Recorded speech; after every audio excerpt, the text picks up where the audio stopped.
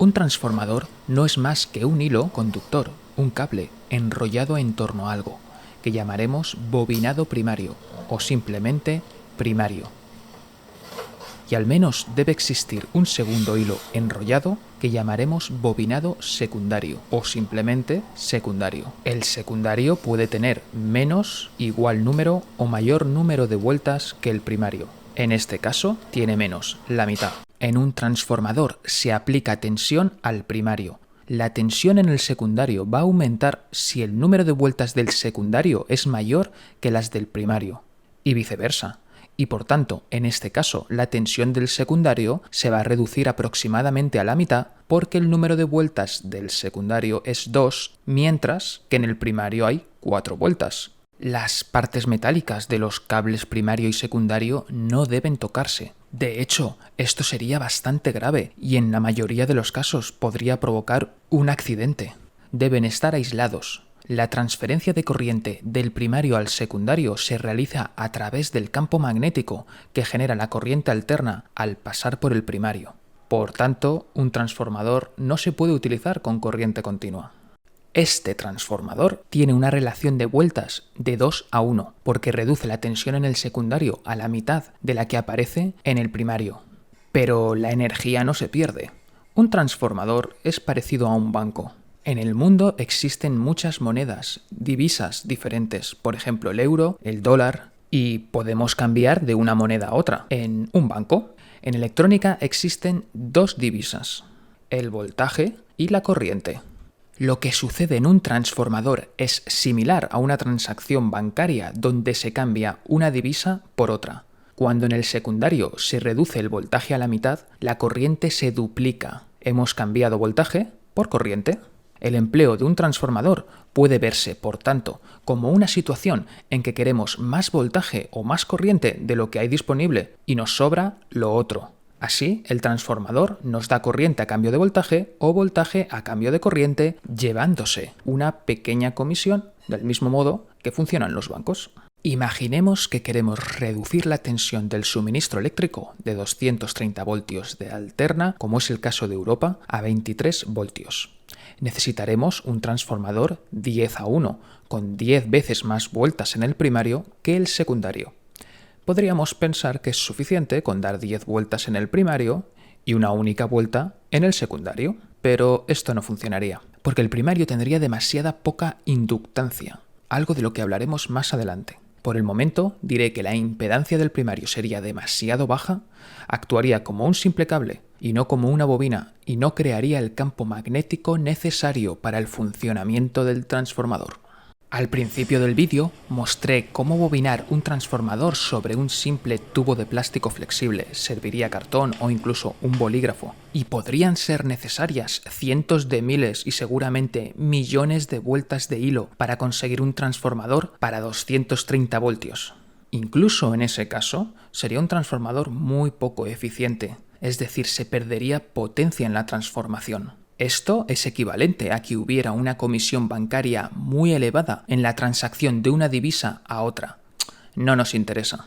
Para superar estos problemas se utiliza un material ferromagnético en torno al cual se enrolla el cable. Esto tiene 2 ventajas y 2 desventajas a priori. Veamos si compensa. El núcleo magnético aumenta la inductancia del primario, por lo que son necesarias muchas menos vueltas de cable para lograr el mismo efecto. Esto nos hace falta sí o sí, si la alternativa es dar 1.000.000 de vueltas de cable a cualquier cosa, lo cual es una locura. Y además, el núcleo ferromagnético tiene mucha mayor permeabilidad magnética que el aire. Esto significa que genera un flujo magnético mucho mayor, lo que hace al transformador más eficiente. Esto es muy necesario cuando necesitamos una cierta cantidad de potencia para no desperdiciarla. Las desventajas. Es mucho más pesado y es más caro. Las ventajas nos permiten obtener un buen transformador, mientras que las desventajas nos obligan a hacer un mayor esfuerzo. Por tanto, para un transformador de alimentación no tenemos alternativa. Nos tenemos que conformar y aceptar estas desventajas. Los transformadores de alimentación para el suministro eléctrico suelen bobinarse en torno a un carrete de plástico como este, con un hilo conductor muchísimo más largo que este, porque hay que dar normalmente cientos de vueltas, y una vez que el hilo está enrollado, el primario y el secundario, se introduce el núcleo magnético, que está hecho de una aleación de hierro y silicio y se vende en láminas como estas, delgadas, de una fracción de milímetro. Esto hace que el transformador sea pesado, entre 1 y 2 kilos por cada 50 vatios de potencia de la fuente de alimentación. Es un valor aproximado para transformadores de tamaño casero. Aunque no se suelen acoplar así las láminas, sino entrelazarse un tipo con otro, las que tienen forma de E con las que tienen forma de I, aquí, en esto que estoy señalando, es donde quedará el hilo enrollado. Tiene que caber en el espacio que hay entre el carrete de plástico y el armazón metálico. Los transformadores son más ineficientes cuanto más pequeños son y, por tanto, más eficientes conforme aumentan de tamaño.